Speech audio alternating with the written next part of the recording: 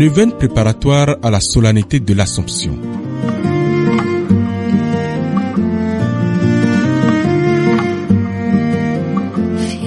Neuvaine préparatoire à la solennité de l'Assomption, une prière dirigée par le Père Guillaume Oussou-Kicho. Pour nous donner son Fils bien-aimé, pleine de grâce, nous t'acclamons. Ave, Ave, Ave Maria, Ave, Ave, Ave Maria. Vendredi 14 août, 9e jour de la neuvaine préparatoire à la solennité de l'Assomption. Seigneur, tu participes. Marie, femme de gloire. Pleine de grâce, nous te. Ce que Dieu a uni, que l'homme ne le sépare pas. Les grandes œuvres de Dieu ne se bâtissent pas en un jour. Elles grandissent dans la fidélité de chaque jour. L'Évangile nous rappelle que Dieu est fidèle à son alliance et qu'il appelle l'homme à répondre par une fidélité sans partage. La fidélité n'est pas seulement une promesse prononcée, elle est un choix renouvelé, même lorsque le chemin devient exigeant. Pleine de grâce. Toute la vie de Marie est un hymne à cette fidélité.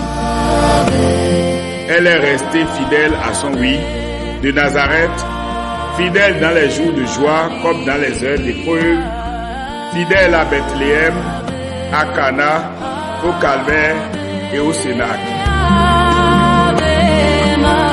Elle n'a jamais repris à Dieu ce qu'elle lui avait donné. C'est pourquoi son Assomption n'est pas une faveur isolée. Elle est l'aboutissement d'une vie demeurée fidèle jusqu'au bout.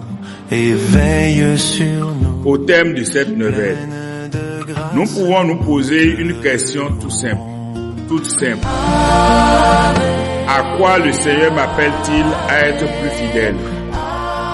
À ma prière, à ma famille, à ma vocation, à mon époux, à mon épouse, à une promesse oubliée, à un engagement que le temps affaiblit. La sainteté ne consiste pas à accomplir des choses extraordinaires. Elle consiste à aimer Dieu avec persévérance, jour après jour, et à le montrer dans la fidélité des choses quotidiennes, de façon particulière à la fidélité à son conjoint ou à sa conjointe. C'est cette fidélité discrète que Dieu couronne un jour de sa gloire. La fidélité dans les petites choses prépare les grandes joies de Dieu. Tu nous mènes auprès de ton Fils qui nous parle de l'amour et nous apprend ce qu'est le pardon. Pleine de grâce, nous t'écoutons.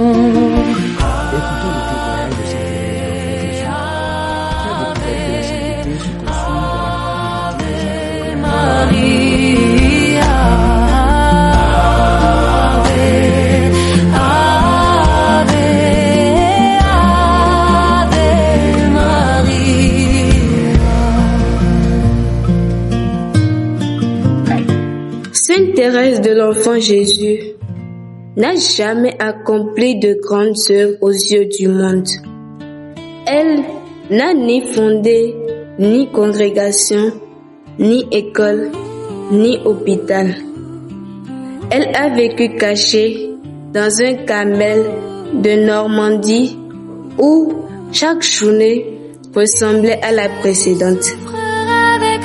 Pourtant, Au cœur de cette simple fille, elle avait pris une résolution: ne rien refuser au Seigneur.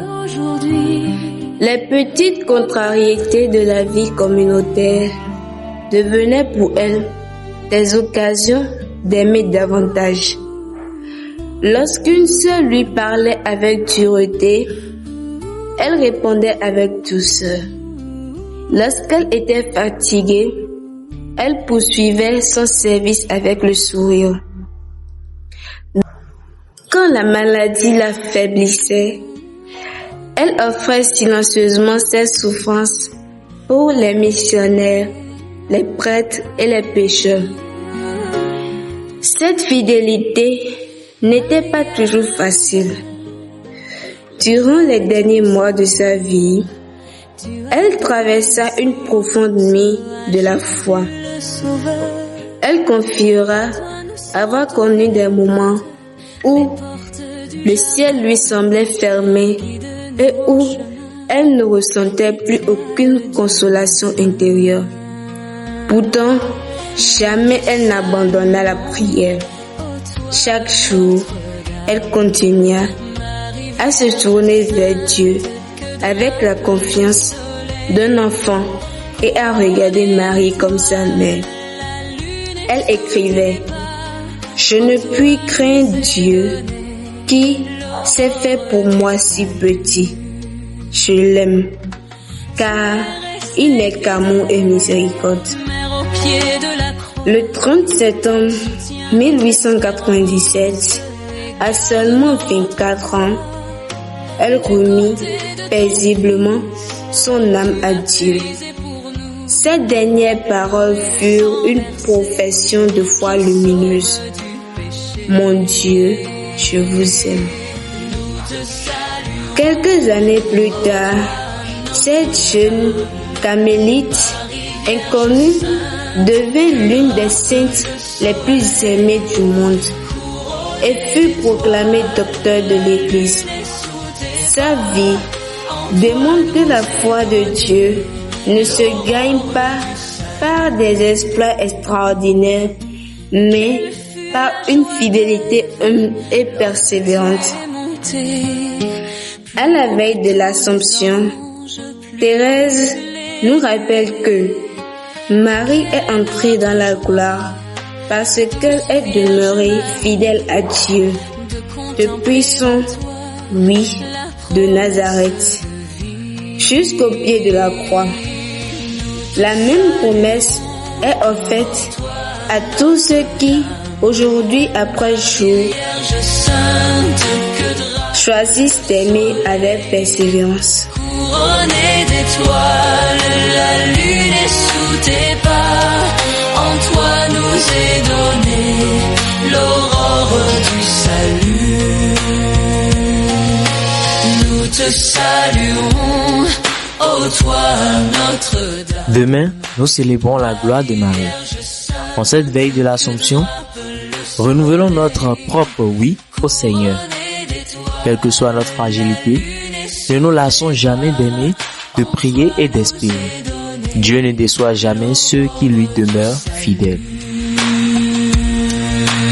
Ô Vierge Immaculée, préservée du péché, en ton âme et ton corps, tu entres dans les cieux, emportée dans la gloire, ensemble, des cieux. Tu nous Dieu fidèle, affermis notre persévérance. Par l'intercession de la Vierge Marie, garde-nous constants dans la foi, généreux dans la charité et fidèles à notre vocation. Que notre vie tout entière devienne un oui qui te glorifie aujourd'hui et pour l'éternité. Amen. L'aurore du salut. Nous te saluons, ô toi Notre-Dame, Marie Vierge Sainte, que drape le soleil, couronnée d'étoiles, la lune est sous tes pas, en toi nous est donnée l'aurore Je vous salue Marie, pleine de grâce. Le Seigneur est avec vous. Vous êtes bénie entre toutes les femmes, et Jésus, le fruit de vos entrailles, est béni. Sainte Marie, Mère de Dieu, priez pour nous pauvres pécheurs, maintenant et à l'heure de notre mort. Amen. Notre-Dame de l'Assomption, Notre-Dame de l'Assomption, Notre-Dame de l'Assomption,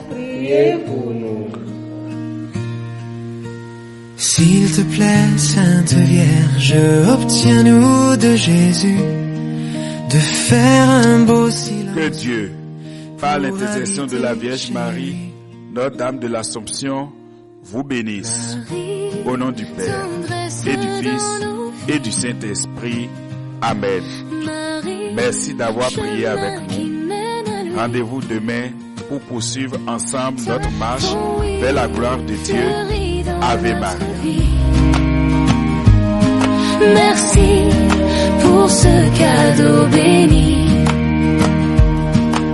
S'il te plaît, Sainte Vierge, obtiens-nous de Jésus de vivre en sa présence pour mieux lui dire oui.